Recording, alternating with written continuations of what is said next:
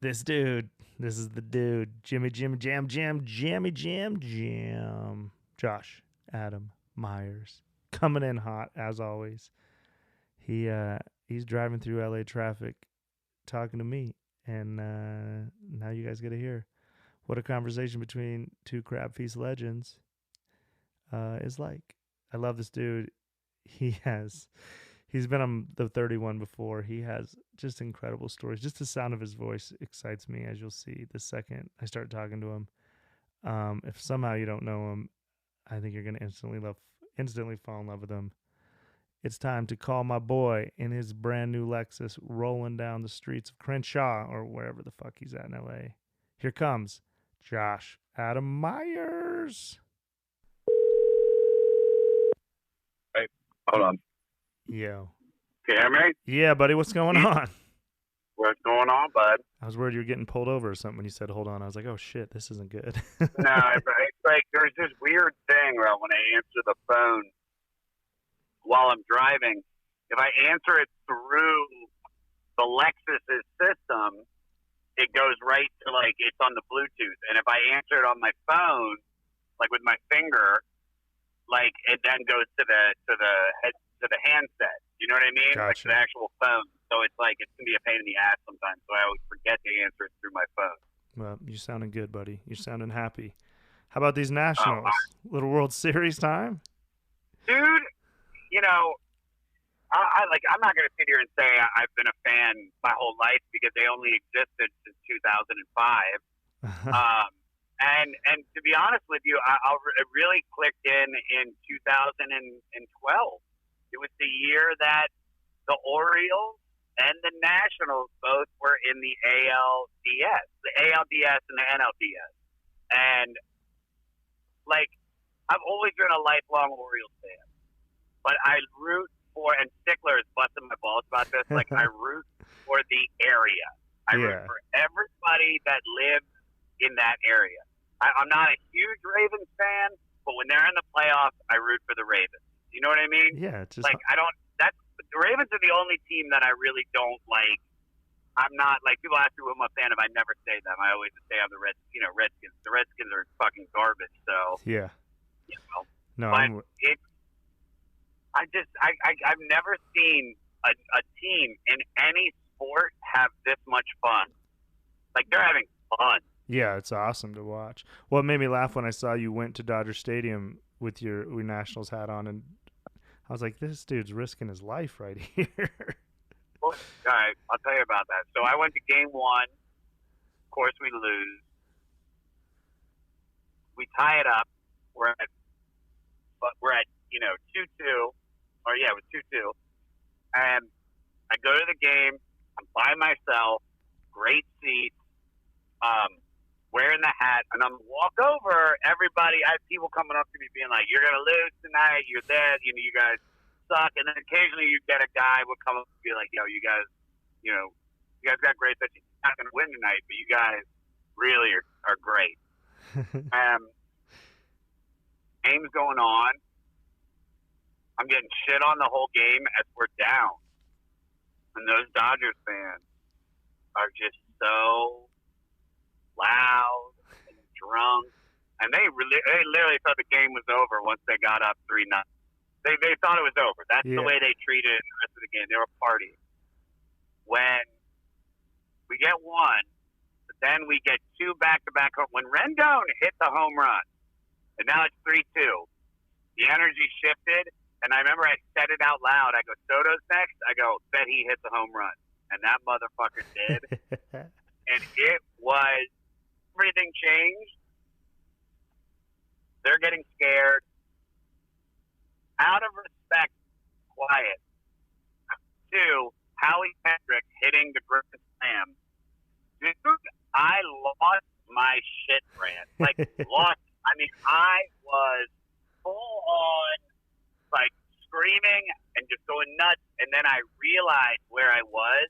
And then what I did was I started laughing at the fact that I couldn't yell, and I wanted to yell, and I'm trying to show respect for the Dodgers fans. Not like I was going to get beat up. Just I know how it feels to have your team shit the bed.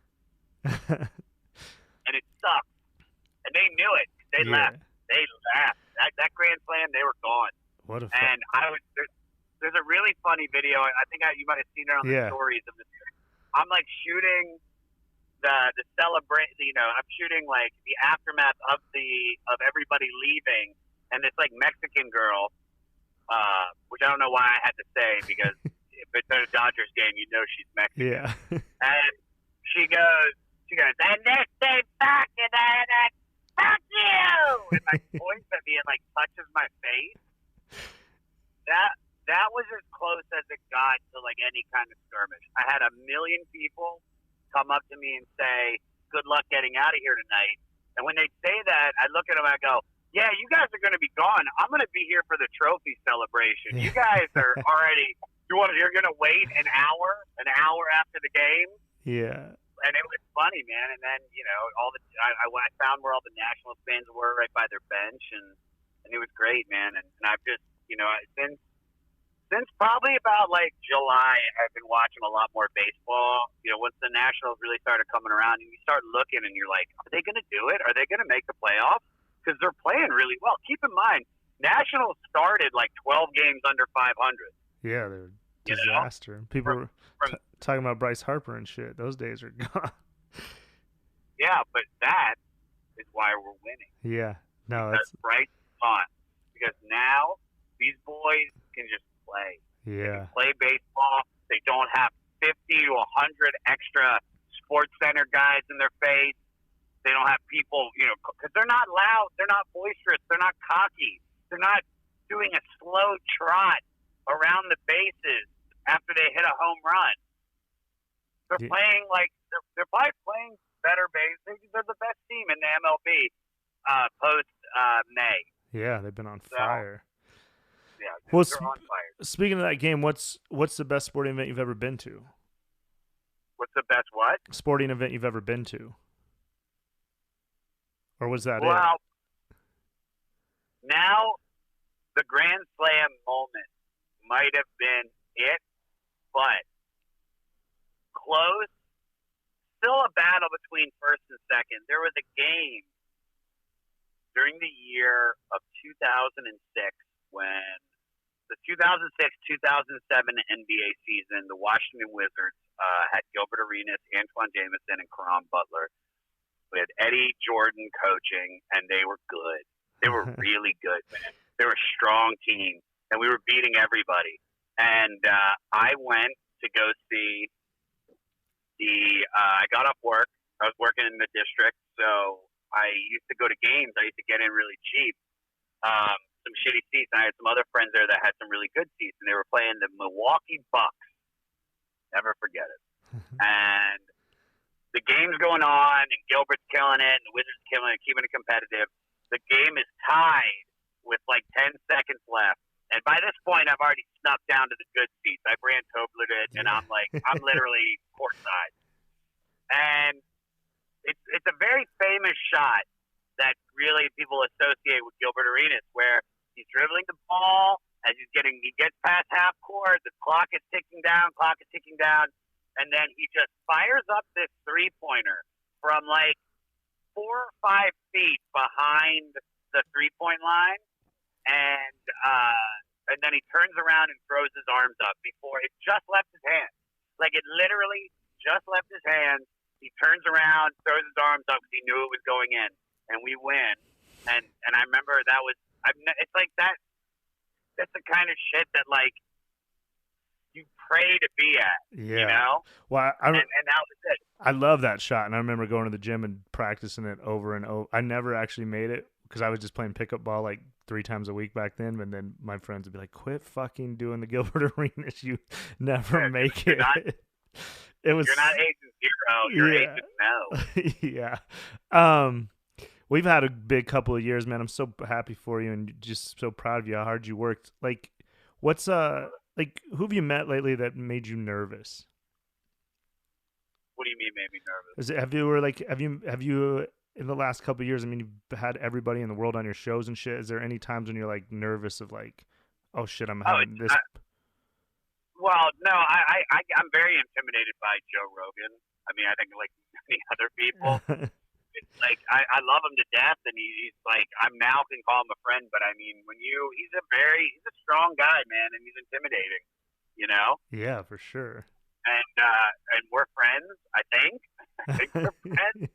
I mean, but he's a great guy. He's only been nothing but good to me. But you know, it's like when you meet. Anytime well, and it's not so much now, but you know, there was like for a few years, and this all had to do with just me being in my own way and me and my nervous energy that I had to cure to move forward, which I'm slowly but surely chipping away at my nervous energy just so I can be present.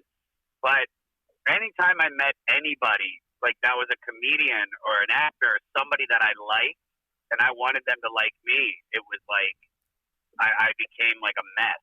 You know, and I know that's funny because I work with so many great people on different shows and things that I do, but it would be like they would show up to the show to do it, and I would, of course, talk to them, but I would do everything in my power to look busy so I didn't have to sit and talk to them. Really? I'm surprised. I would have. Yeah, I know. Well, it's because it's all that. I never used to be like that, but then when I got in that accident years ago, it like changed me because it made my ego take over, and my ego would like try to protect me by not saying something stupid. So I always get nervous that I would say something stupid or look stupid or whatever it was. So I would just like run from human connection instead of just being there and just embracing it. You know what I mean? And now it's a totally different thing. Through therapy and meditation and all the other shit that I do, it's like I've really been able to just be okay with just being me instead of like getting people. I need people's approval. Yeah, that's great. That's great news. Well, like in kind of that same thing, like what's the best advice you've ever gotten?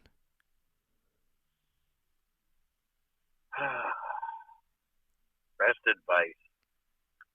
I'm eating a chicken breast as we talk. Is that okay? Yeah, of course. Of course. You do it. Happy. It's a little dry. I'm not gonna lie. This chicken breast is hard to get down. Where'd you get it from? Whole Foods. Oh yeah, that makes sense. I don't have a lot of time. I'm like, I gotta get ready. I got a show tonight, so I'm like, and I eat at the same time every day. So if I'm not at home where I have my food, I eat like 6 meals. So, I mean, I'm trying to think of the best advice somebody's ever given me. Or have you got any bad advice? I mean, we've all got bad advice. My favorite saying, and this is advice that I heard this in AA, and I love it still, and I say it all the time, is that your ego is not your amigo. Yeah. You know? And I think,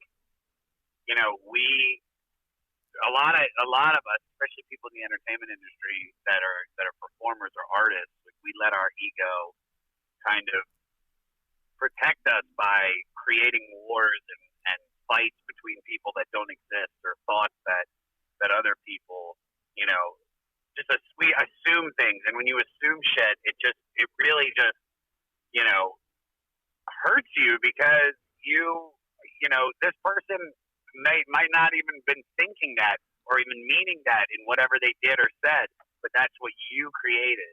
And so when you're able to like separate yourself from your ego, it's incredible, man. It's like just how happy you can be when you see a thought come in that might be negative, and that's your ego. And usually I'd just like sit in that negative thought and be like, all right, I guess that's me because I thought it. Just because I thought it doesn't mean that's true. So if you're able to like separate from that thought and just look at it and not accept it, but just you see it, but then you kind of like shrug it off like, all right, that's bullshit. Yeah. Everything gets a lot easier. So the whole ego, you're not your amigo. I heard it one day at an AA meeting, and it's always stuck with me, and I say it to people all the time. Yeah, I like it. The worst, yeah, it's great. It's great. The worst advice, dude. I always remember Zach Carr said to me, he was like, J-Mo,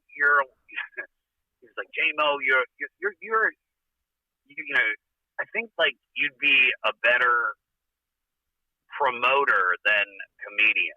Oh, wait, who Yeah, said that I to was you? like, Zach Carr. You Oh, remember him? no, I don't even know who that is, but Exactly. Exactly. It doesn't make a difference. I have a career. He does not.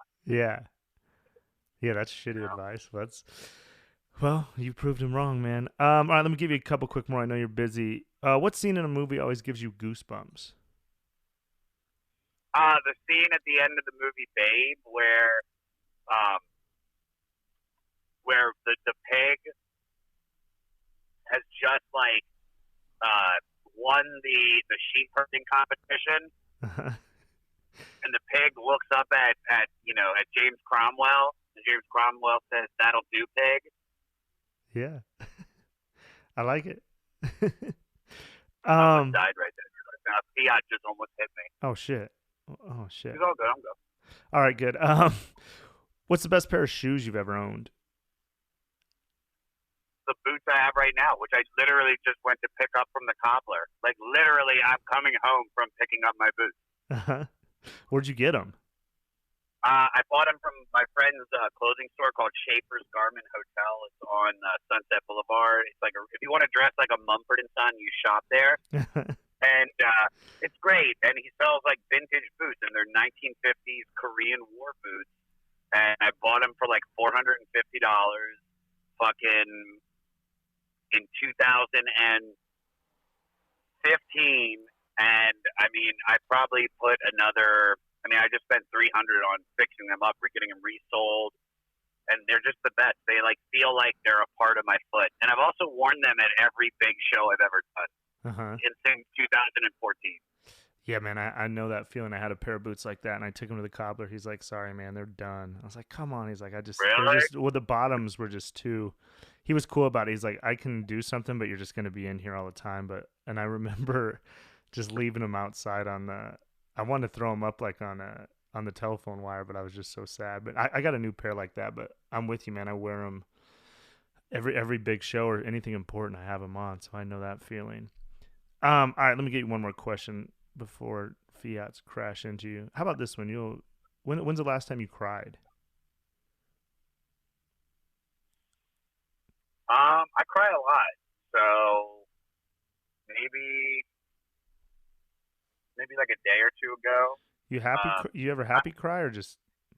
I happy cry, I sad cry, I don't really angry cry. Um, but yeah, man, I think crying is the most human thing you can do, to be sad or to be empathetic or to be sympathetic or whatever aesthetic it is. Um, I so I if I watch a cute video on Facebook that could make me cry. Yeah. But it's like but music really moves me, and with the podcast, um, I've heard so many beautiful songs that just remind me of like either a part of my life or a person or a thing, or just they bring up such emotion. So I mean, I at least cry once a week. I cry when I meditate. I cry a lot, dude. I'm a crier. Yeah, that's I'm crying. I'm part of the cry club. yeah. Well, I'm with you, man. I'm with you, and it's weird. Like music makes me cry a lot. Like, but a lot of time it's happy. But I remember going on dates and stuff, and I'm like, oh fuck, this song's about to come on. I'm gonna start crying, and this girl's gonna wonder what the hell's wrong with me. What's your go-to cry song? Man, man,